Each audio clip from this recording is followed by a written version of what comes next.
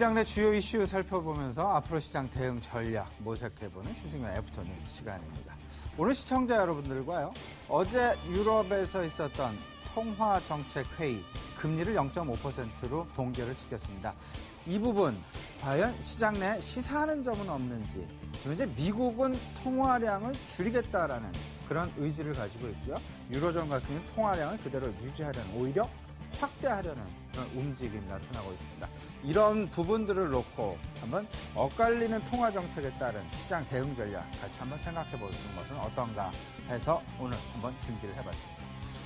권역부에 엇갈리는 통화 방향성, 대응 전략 어떻게 가져가면 좋을까?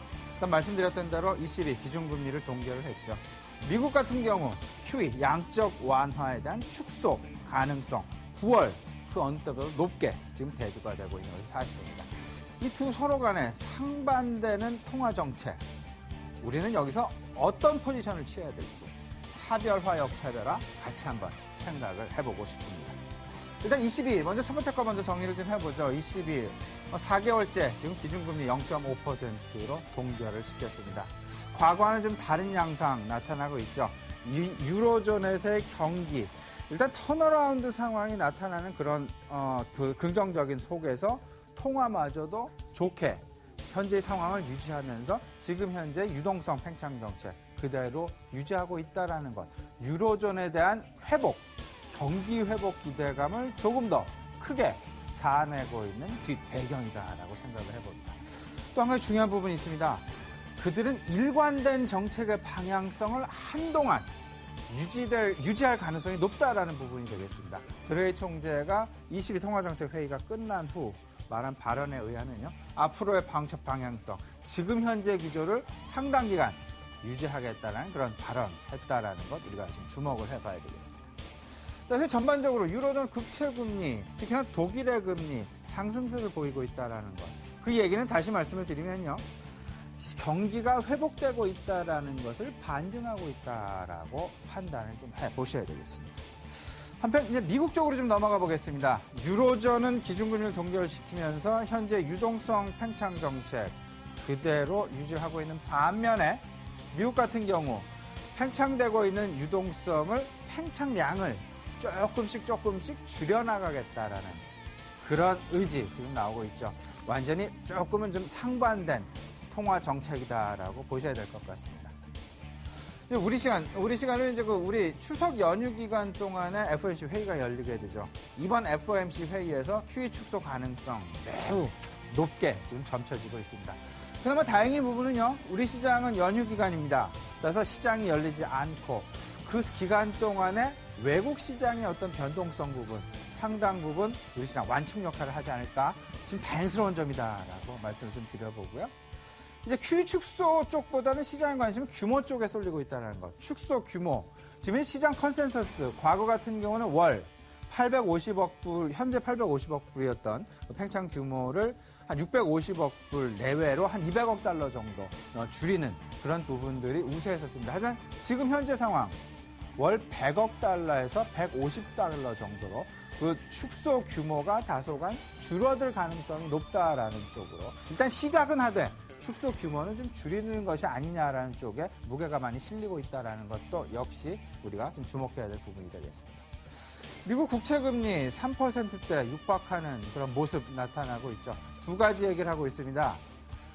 QE 축소에 대한 우려감 때문에 채권금리가 상승했다라는 그런 배경 있는 반면에요, 경기가 회복되고 경기가 좋아지니까 금리의 상승은 너무나 당연한 것이 아니냐라는 그런 얘기. 이 두 가지 놓고서 생각을 해봐야 되겠는데요.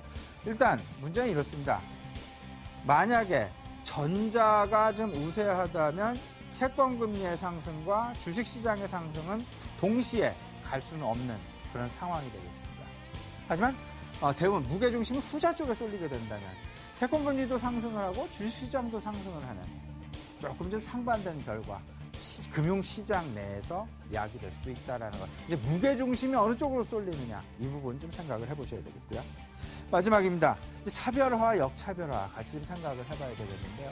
지금 현재 시장 내에서 가장 중요한 변수, 환율과 외국인의 수급이다. 오늘 역시 외국인 지속적인 매수세 나타나고 있죠. 매우 다행스러운 점이 되겠습니다. 우리 시장 상승의 원동력이다라도 봐도 과언이 아니지 싶은데 이에 따른 영향, 환율도 그대로 지금 받고 있죠. 오늘 역시 환율, 원화의 절상 부분 계속 나타나고 있습니다. 문제는요, 외국인의 수급, 그 속을 들여다봤을 때 과연 업종별 종목별로 확산기로에 서 있느냐, 아니면 더욱더 집중화시키면서 사고 있느냐, 이 부분을 좀 따져봐야 되는데 지금 현재의 상황, 외국인 경기 민감주로 집중을 하고 있다는 것 꼭 주목해 주셔야 되겠습니다.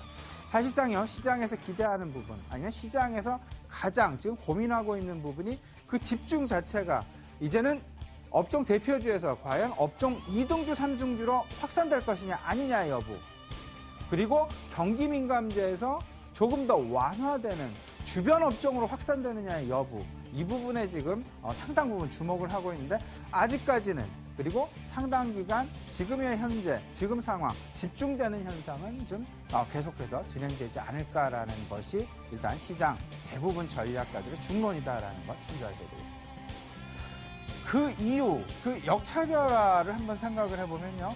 업종, 지역, 매우 중요합니다. 지금 유로존의 통화정책, 미국의 통화정책, 그리고 미국에서의 경기 회복, 유로존에서의 경기 회복, 모멘텀이 서로 좀 다르게 나타나고요.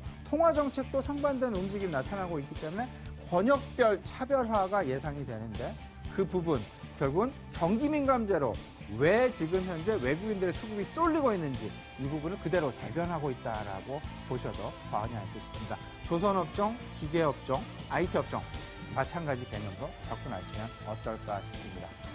이번 주 시장 한번 정리를 해보고요. 다음 주 시장 주요 이슈 한번 정리를 해보겠습니다. BS투자증권 홍순표 부장 잠시 후 만나보겠습니다.